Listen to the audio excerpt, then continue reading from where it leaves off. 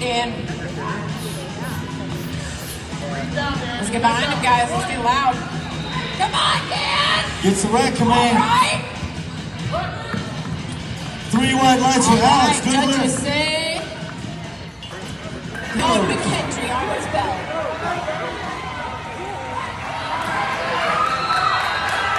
Let's see, Dan. Come on, get louder. What is that? Let's go, Alex. Come on now, 2 rounds. Output performance. Come on, Daniel. All right. And the judges say couldn't live. Let's see it, Dan. 589 pounds. Gets the rack command.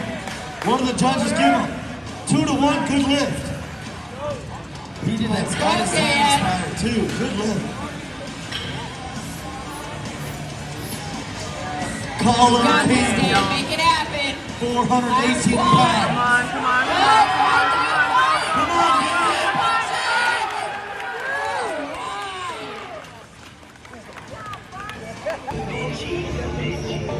Come on, Dan.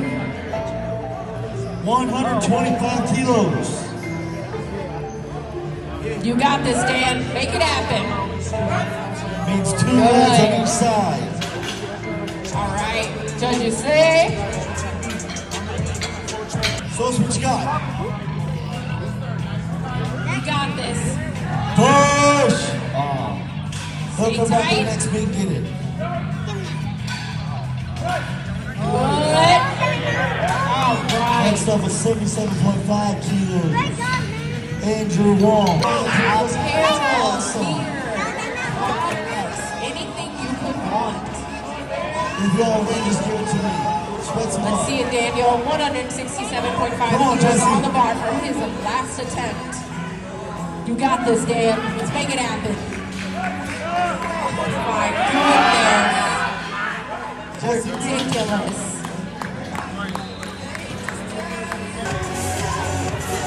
attaboy, Daniel. Good lift. Damn, Daniel. Good lift. 2 to 1. Aaron Wells, 451 pounds, 205 All kilos. right. 3 white light. 39 pounds on the bar. 3 wide legs, good lift.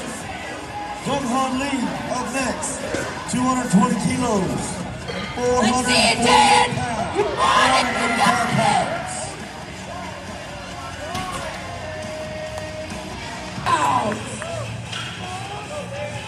Let's see it, Dan. How bad do you want it? It's all you. How bad do you want it? Make it happen. Come on. Let's see it, Dan. Come on. Don't stop. Do not stop. Pull it back. You got it. Oh, man. Oh man, what's up, guys? So, in this video that I'm making right now, I'm putting together basically this whole peak weeks video all into one, kind of just like making it into one big video, because it's not a whole lot. I didn't record a whole lot because I was trying to get things together. Me and my fiance are moving, so a lot of busy stuff, so didn't like record a lot of the workouts, just recorded like top sets and stuff. So I think the next video is going to have my max. So not, I guess, wouldn't be my whole peak week too. It would be my more my max squat day and max deadlift day. But besides that point, in this video, in this part, the beginning's going to be my meet. I'll put all my videos on there. Right now I want to go over my thoughts on that meet. Just make sure you guys see it. Okay. Yeah, but wasn't a great meet. Totaled around 1,600 pounds. It's like 1,599, 1,598, something like that. Like within a pound or two. So basically a 1,600 pound total, and it wasn't a good meet. Didn't get my numbers that I wanted. Bench, I got a decent PR and bench. My last meet I got 358, and I got 368 this time. I mean, and all my lifts I did good. I got a 640 deadlift. I missed my 666 on squat. We had a pull back, and I only hit a 590, 589.8, I think it is, but 590 basically. So nothing to be like pissed about, not pissed, but like sad about. I was like within 10 pounds or the 5 kilos of my top ever squat. So I was right there. At best, I probably could have squeaked out a 595. That was about it. I don't think I had 600 in me today. Felt a little off that day. Felt a little off that day too. Don't know what the issue was, but it is what it is. I can't complain about it. I think placement-wise, I took 5th or 6th. I was like tied with the 5th guy. We had almost the exact same. I think he had they go by dots, which is like your weight, age, sex, and does like a bunch of other things to calculate it. And he had a 457 point.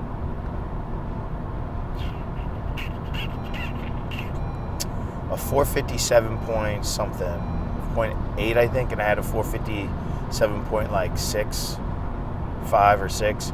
So like when it comes to those points, like a pound difference could have, like a 2.5 kilo jump probably could have put me above him. Most likely would have put me above him. But I didn't care. I didn't care if I wasn't top 3, because top 3 were the ones that got money, and I was kind of going in it for money.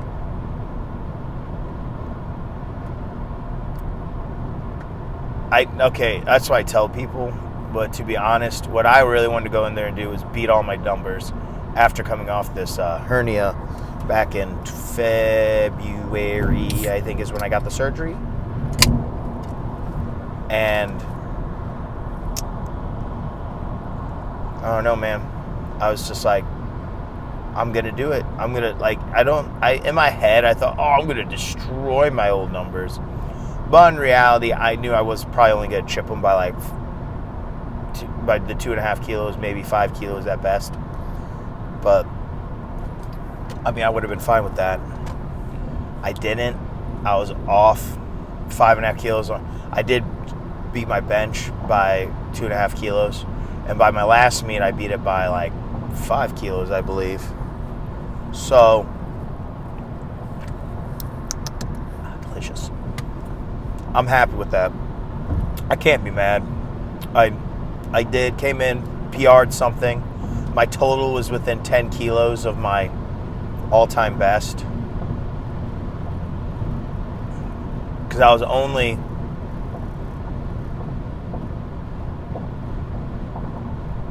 Was it 10 kilos? I either got a 740 or 735 kg total my last time I was at this meet. And then this meet I got 725. So I either got 15 or 20. So here, my best ever. Oh yeah, because I did beat my best bench. I beat my last bench by 10 kilos. So yeah, because I was like, this doesn't make sense. I was 10 kilos under my best deadlift. But yeah, no, it all equals out. But I'm happy. Not gonna sit here and complain. Didn't perform on that day. Look on the bright side, it was off an injury. Came all the way back from it. From something people were telling me, you're never gonna lift heavy again. I'm like, man, trust me, I'll come back. So now we have a good building point. It would take a long off season with this bulk, so I can be a bodybuilder, be a big bodybuilder, and be a good power lifter. My goal is, though, I want to come back to my next meet and blow the numbers out of the water. Like, I don't want none of this, yada yada yada. You did okay. You did good. You beat your numbers by like if my best total is a 735 kg total, I want 765, 775, something like that. I want my openers basically to put me in the realm of basically opening at where I'm damn near where I'm hitting my top sets at. Which it's getting there. Like, I never thought I was going to be throwing up 550 like I did at this meet. You guys will see whenever you're watching the beginning of this video. Like, I was moving in bad form and it still flew. So that's just in my head crazy to think that I can rep that now.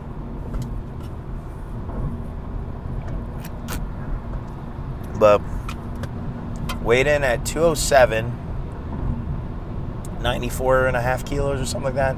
94.6 kilos. Weighed in at that. And my weight cap's 100 kilos. So I'm like, and I ain't gonna lie, I had some donuts that morning with a breakfast burrito. My breakfast burrito is my normal meal. It's like 1,000 calories, a little under, probably like 800, 900 calories. And probably like 40 something grams of protein, 43, 44 grams of protein, I want to say. Without cheese, it's roughly 42 grams of protein. So, but we gotta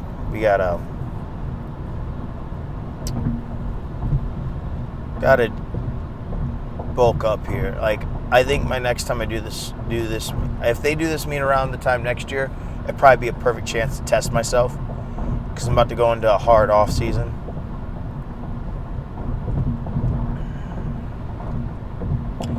Because when I think of powerlifting, I think of it kind of like bodybuilding. People go, you need a long off season to get better. Yes. But I also believe,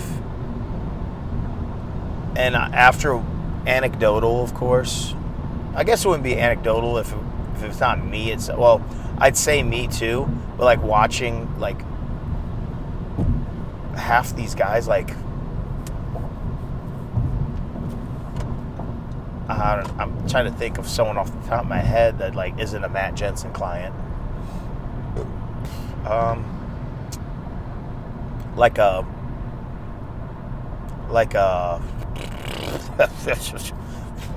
Give me a second. Gosh dang it, I can't even think. Oh, Samson Dowda. There's one. There's a good one. Samson Dowda is a good one. Damn, that really can't be it, can it? They all really Matt Jensen clients? Damn. Well, I also mean me. And in general, like, if you listen to guys, like, when they're bulking, they have health phases and recomp phases. Not really recomp, but just what they call health phases, where they come off everything, they lower the food and everything, and give the body rest for like a month or so. Or if they're only having a short bulk, they'll have it for a couple weeks or so, and it's hard back into the bulk again. But if you look at all of Matt Jensen clients that compete, I mean, besides Justin Shire.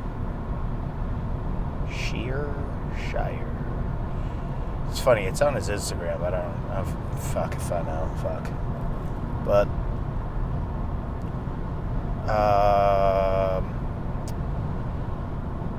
look at Nick Walker's a good example, and Samson Dow's a really good example. Brett Wilkin. Like I said, those kind of guys where they like, you see big progress right out, like in between them competing and their little off season they do in between, or little, I don't even know if you'd really call it an off season. Like Nick's Walker's stuff would be like 2 months bulking, and he gets absolutely gigantic, looks lean and shredded, and then just drops down. So I mean, but then you look at it like this too. not so much. Nick, this last off season where he had since the Arnold in March to now is like 3 weeks out. I think they are. Fucker looks fucking-gantic. So, long off seasons are good too. As long as you know when to do health phases, take breaks. Like, I kind of took a break from my bulk this week. I got my protein in, but I wasn't pushing carbs nearly like I was. No, I can't even say my protein. I think I was taking in around 220 to 230 grams of protein instead of 250. And I dropped a little weight throughout the week, and then I carved back up a little more towards the end to feel a little more, felt my belt a little more. Felt the belt. But yeah,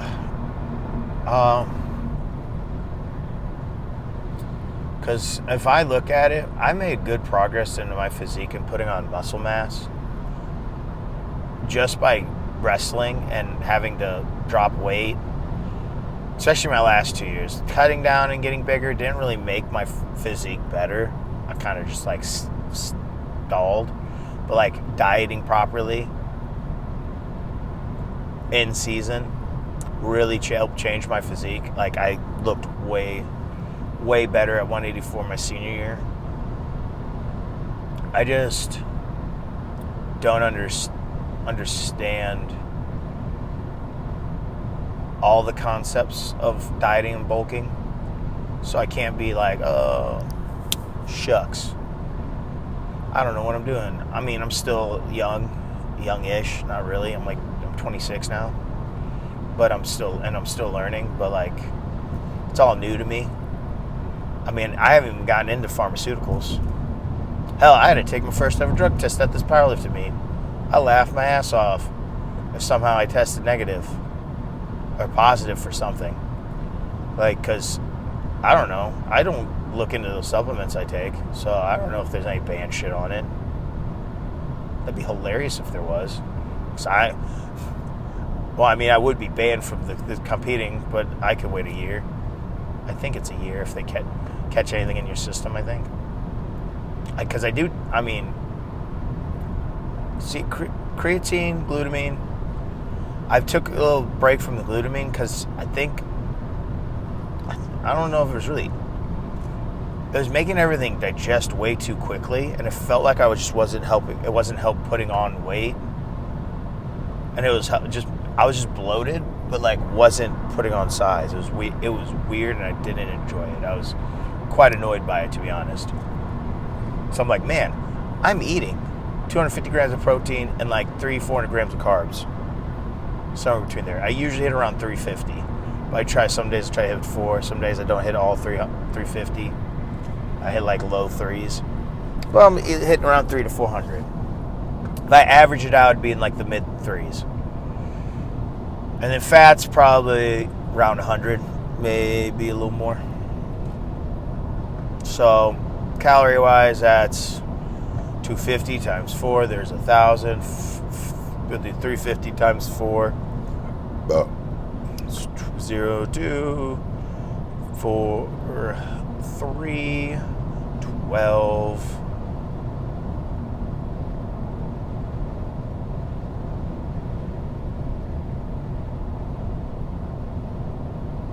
$14. So right there's 2,400 grams of carb. Yeah, 2,400 calories. And then I do 100, maybe a little more. I'll say 150 times 9. It's 900. 9 times 5, just carry the 4. 13.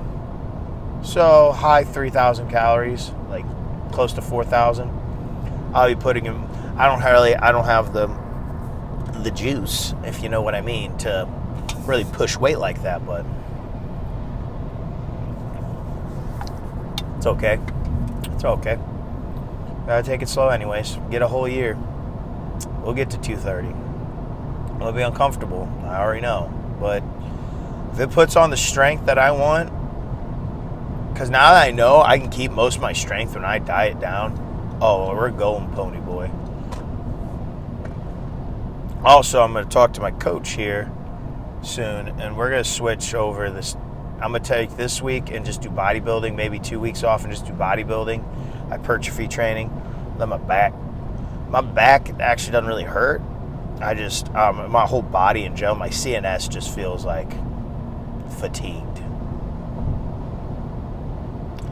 Like, I was straight up fucking, I don't know, I watched a video on what a fried CNS system would look like. And so I guess I wouldn't really say I have that. But the fact that, like, my hands still a little twitchy, I guess you can't really tell. Yeah, they're not very, the car's shaky, so you can't really tell. But, like, after that meet, like, my back would, like, kind of twing here and there. Hands were a little twitchy. Wasn't a great time. But after that, I was like, yeah, I need to take a little break, let my CNS recharge.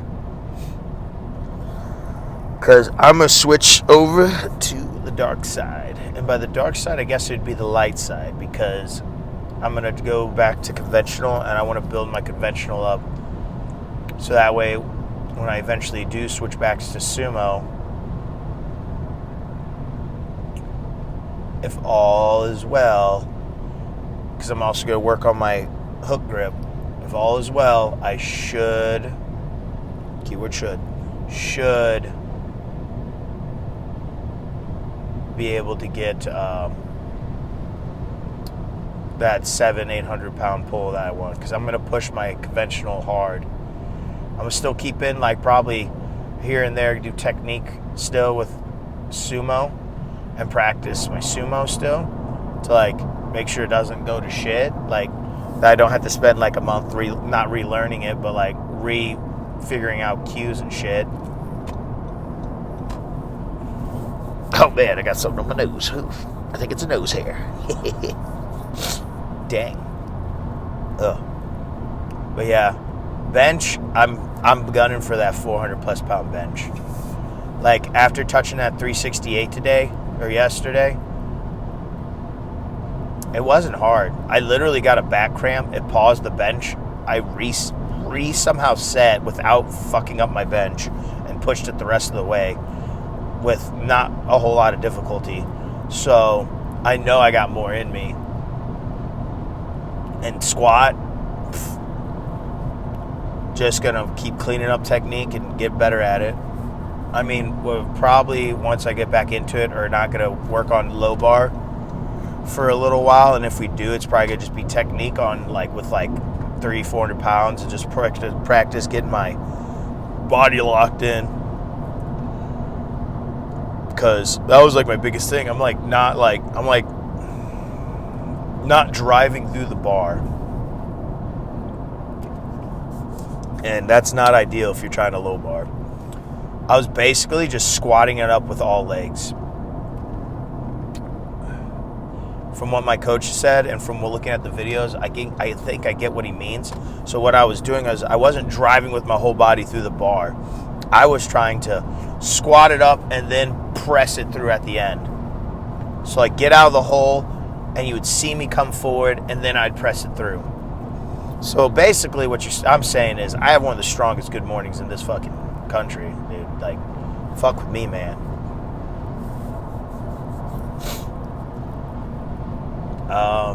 But yeah, I'm gonna get I want my squat in the mid sixes at the least by the next meet. I want it heavier than that, of course. But if I can get it to like 660, 670 by my next meet, hitting 300 kgs on squat. Like I said, I want to hit that 800 keys and then just keep pushing. I don't even, like, all this weight in between, man. Yeah, it's good to PR and your total and stuff. And so I don't look at it like that. I'm like, man, dude, I want the biggest, juiciest weights possible. Because Because there was this 22-year-old guy that really fired me up, man. He was like 22, dude's pulling conventional at like 6'3". Dude was tall, probably like 6'1". I'm short. I'm only 5'9". But I'm in my head, I'm saying, oh, dude, this guy's like 9 feet tall. I'm not short. There we go.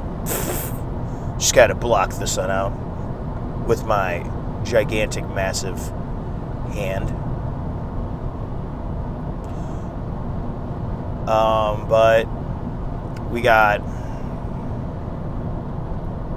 this guy doing like he did a 305 and pulled a conventional, and I said, man, I gotta stop being a pansy.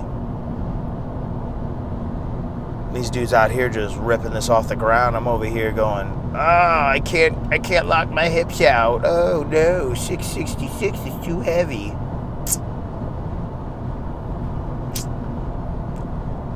And the worst part is, I know I have this shit, but like,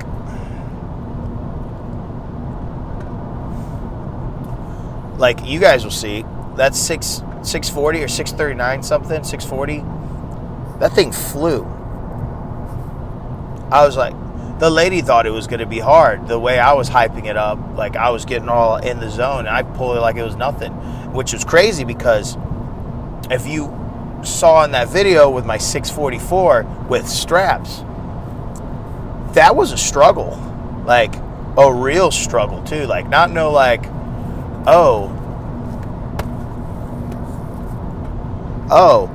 that was tough. No, you're like, oh man, that guy was definitely RP 10 at that, which is hilarious. Like I on meet days, I always pull better than on my max effort days. So just gotta figure that out. But yeah, I'm not giving up sumo, but I'm definitely gonna switch to conventional here for a while, and I'm really gonna build my conventional because there's this powerlifter named SSJ Bob. Dude's a freak. Like his bad days, like my bad day, like today, is still a 1,600 pound total, and a great day would have been, who knows? Who knows? I'm thinking probably at best like a 750. Now, this dude's bad day is like a 2,000 pound total. And on a great day is like a 1,000 kilo total, which is like 2,200 pounds. Insane. And that's where I'm trying to get. Dude's not a lot bigger than me. Weight-wise, he's heavier than me. I think I don't know off the top of my head what he is. I don't know what he is weight-wise. Dang. It's really gonna eat at me. I don't know, man. What is he? I think he lifted at 100 kg. No, I think he went up to 110.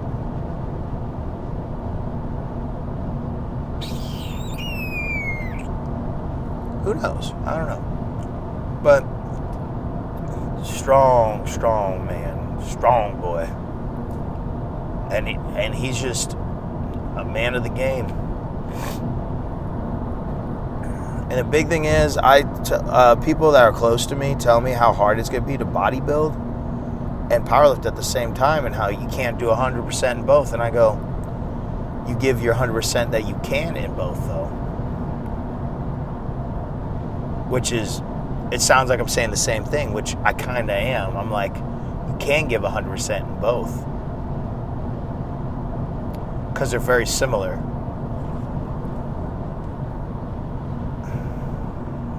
I don't know, man.